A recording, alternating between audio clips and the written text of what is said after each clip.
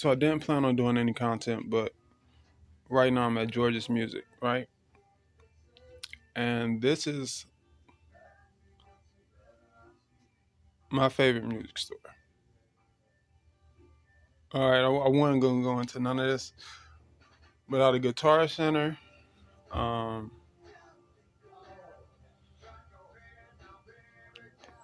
I think it's called Sam's. They have them in Orlando and George's. George's is my favorite music store I've been to so far, and the reason being because it fine tunes its products, unlike any other music store. Like where you might go to Guitar Center and they have like the popular brands. George's has those as well, but a lot of the fluff is taken out. A lot of the BS consumerism products are taken out of George's stores. And I love that because as you're learning, it pretty much helps you focus on the area of music that you should pay attention to the most. Um, and that's great because like Guitar Center and Sam's, they also teach. So they teach in this area right here, drums, piano, whatever it is you want to learn, right? So I come here as a recreation and also to see what I don't know yet. Now, there's not much that I don't know or didn't know before visiting this store. This one is in Jacksonville Beach. But as I advance in audio production,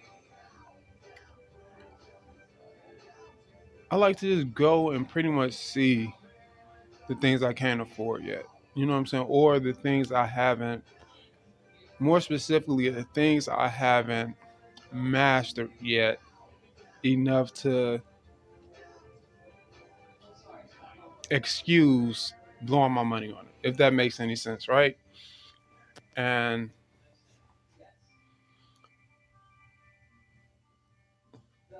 I'm trying to say this right? So I like to come here and, like they do, refine their store. I like to refine my needs. You know what I'm saying? Because I've made a studio at every price point. I done had studios I put together from $500 to $600. A mini fuse bundle, speakers I got from the pawn shop.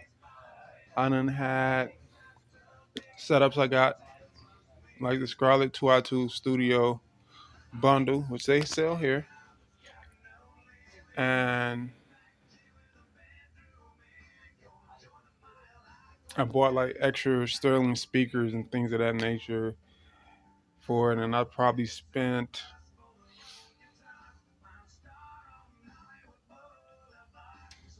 close to 2 grand. We just say close to 2 grand on putting that studio together, and then I went as far as get the infamous, some would say, um, Apollo interface. I got the Heritage. I believe it was the Apollo X. So I went that far. So now, after experiencing that, and what I'm saying, getting to tour Orlando's downtown Melrose Center studio uh, to see what goes into the major production, what do major studios go through. Um, I want to pause it here for a minute because I'm still mad at Orlando. Some political stuff happened, you know what I'm saying, that doesn't excuse itself whatsoever. Um, where they did some things, you know what I'm saying, to get in the way of my path forward. But regardless of that, I just want them to know I ain't forgot. You know what I'm saying? Like y'all gotta make up for that however you do it. Um, but there, I got to see the inside of a real studio and learn how to do cable routing and get prepared for full on major production. You know what I'm saying? Like real studio production. Um, we'll just say there are discrepancies between me and the Melrose when it comes to the cable routing assessment that kept me out of the studio that I should have absolutely been in. It's just cable routing, you know what I'm saying? But whatever the case, um, now I'm here putting together my own analog studio, pretty much, and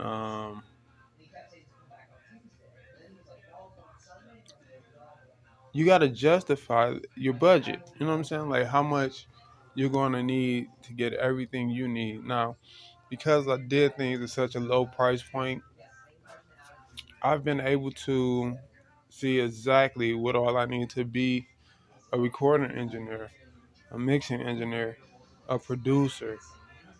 I went through, I learned everything in music. I'm a vocalist now. I was never a vocalist. I just started music to rap, you know what I'm saying? But I love music overall. So while you waiting for the major labels, uh, I want to say something real smart mouth right now. Just being me. But as you waiting for the major labels to come to their senses, we'll just say, uh, you keep going. You know what I'm saying? You keep growing if you want to do music. So right now I'm looking at mixture gear. You know what I'm saying? Because I haven't used real mixture gear. I've been working completely in the box, in the software. But I do understand the importance of having a mixture. No thanks to the Melrose. Y'all didn't teach me that. Y'all just taught me cable routing. But they do have classes where they do dive deeper into music production. So I won't, get on their head about that. It's just I only took, you know what I'm saying, the um, assessment core that tours you through the assessment and the assessment course that tours you through the assessment. And I know how to work everything on the software.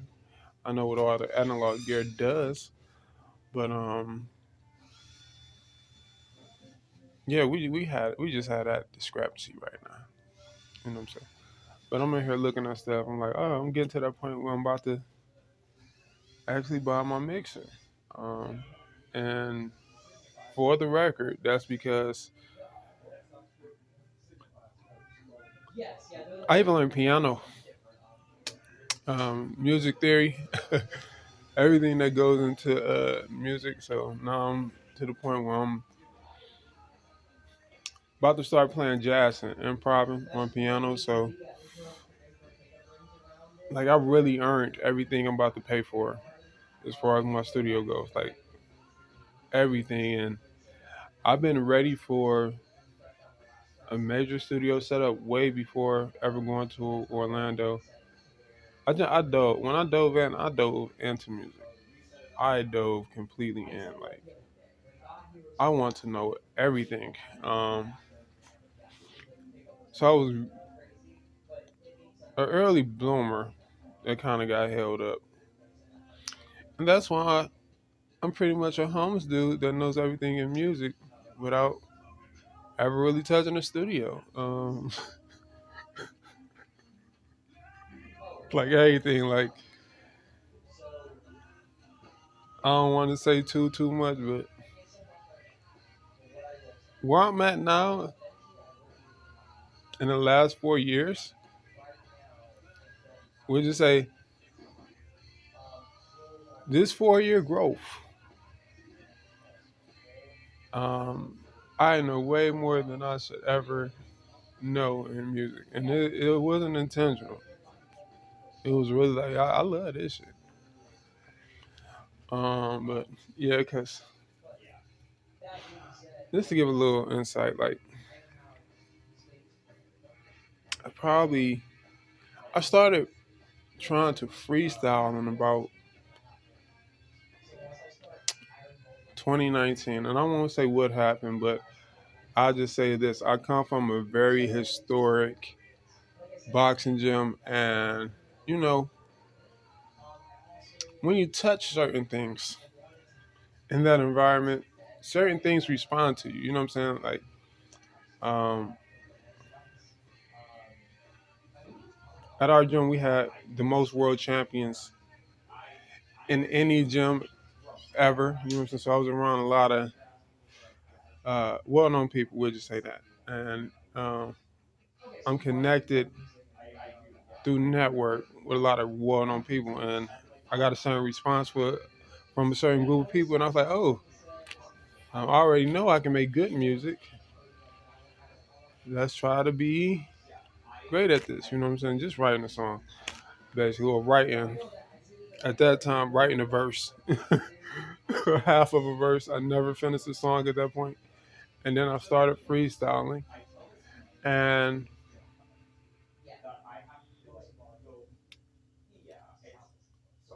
freestyling like little 30-second, a minute clips on IG. That grew into full length songs. Then I finally put together a song, got in the studio, recorded the song. From there, um, waited a little bit. 2021 came around. I bought my first studio, Scarlett 2i2 bundle. Then I upgraded that same year to the Apollo setup. And I dove right into, recording engineering, um, mixing and mastering, you feel me? Songwriting, you know what I'm saying? On a professional level. By the time I got to Orlando, I was thoroughly ready for the bigger studios. But, you know what I'm saying? Dealing with that assessment, that frustration made me go as far as to learning um, Logic, which was my DAW of choice at that time. And with Logic, um, and I chose Logic because the assessment at the Melrose at that time was on Pro Tools. And I wasn't a Pro Tools guy, I was a Logic guy. So I'm like, oh, y'all want to act like I can't work my way through this software? I'm going to learn my software from front to back.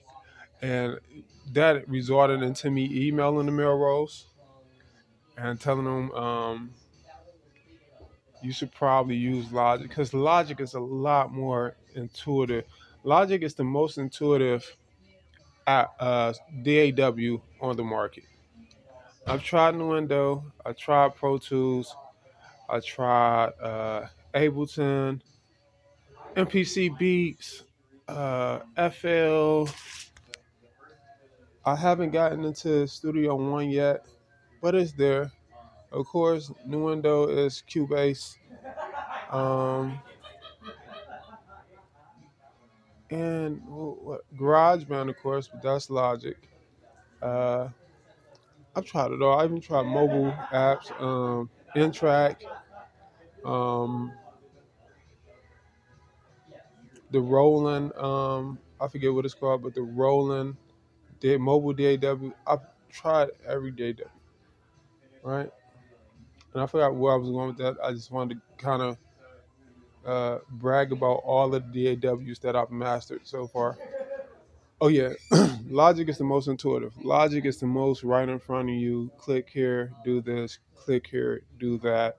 You really don't have to do any real uh, scrambling around and scouting a dog to see what you got to do. Everything is right there, 1 or 2 clicks away.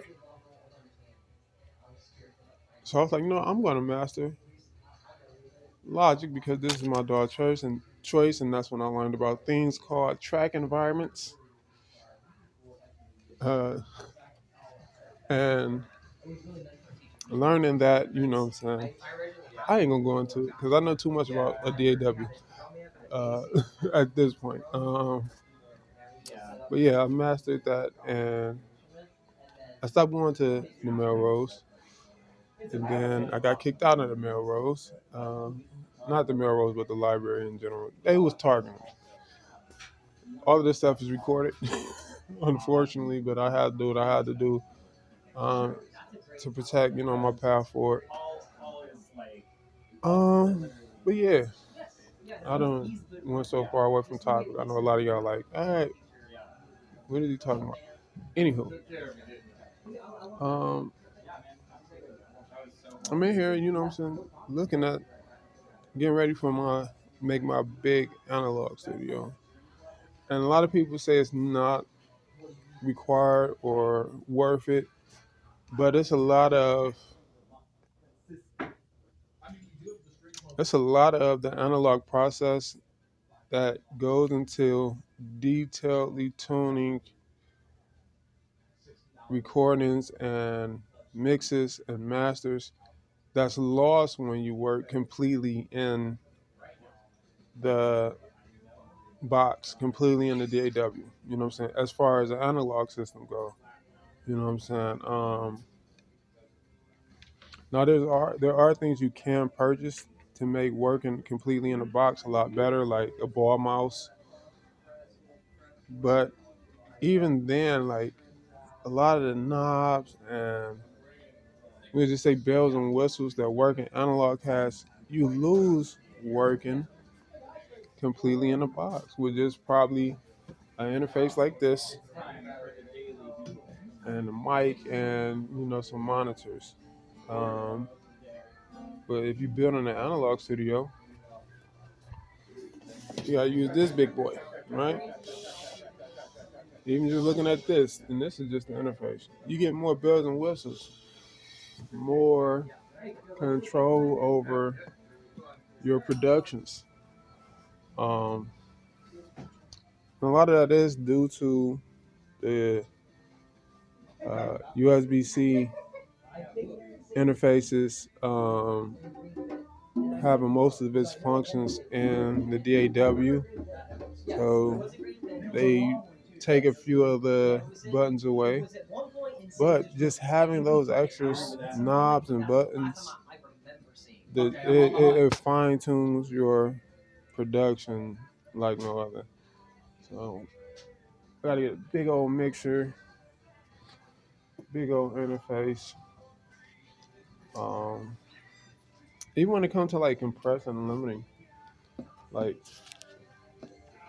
um, having an analog is just you don't have to sort through the DAW, and also it makes it prevents you from overthinking the production. When you're working in the DAW and you got the choice of 80,000 compressors and 80,000 limiters, you kind of get sidetracked and want to try every compressor and limiter when it doesn't necessarily have to be used. So maybe for more of your creative projects that take a long lifting time to get through, you would choose that. But when it comes to um, quick production needs, you know what I'm saying? You can't beat the analog setup. So that's what I'm in here doing now. And I decided to record because, like I said, George's fine tunes and refines how I think of what I need. You know what I'm saying? Like, and I think the best example would be the mic choice, right? So even if you like go to Guitar Center, you have 10 to 15 mic brands. You only got 3 mic brands, and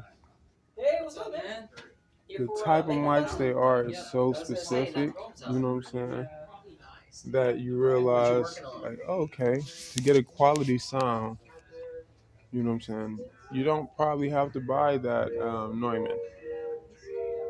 Now, I have used a Neumann, and that's no knock to Neumann because Neumann is fantastic. Neumann is great. Um, and that's not to say that um, we'll just say Neumann doesn't make production easier. But this is really a store for like masters at audio. Like this is not. I'm going to spend all the money to get something good immediately. This is. I'm going to master music, so I'll always get something good regardless. I don't think this is like a intermediate level um, store.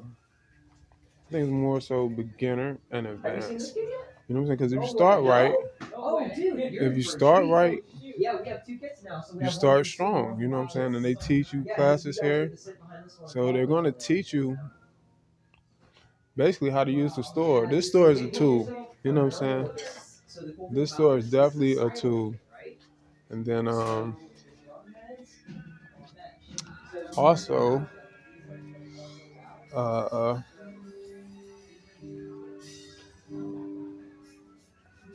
yeah, it's a tool. It's a learning tool. This store is a learning tool. But I was talking about being a beginner. So it's great for beginners because you start great. You start seeing like those needs, and you know what I'm saying? And then as an advanced, um, someone that's an advanced, we'll just say audio production professional, you come in and just see exactly what you need, and instead of overpriced things and this and that you may not even need. You just kind of get, okay, this is all I need. Uh, and this is going to give me exactly what I'm looking for to enhance my music.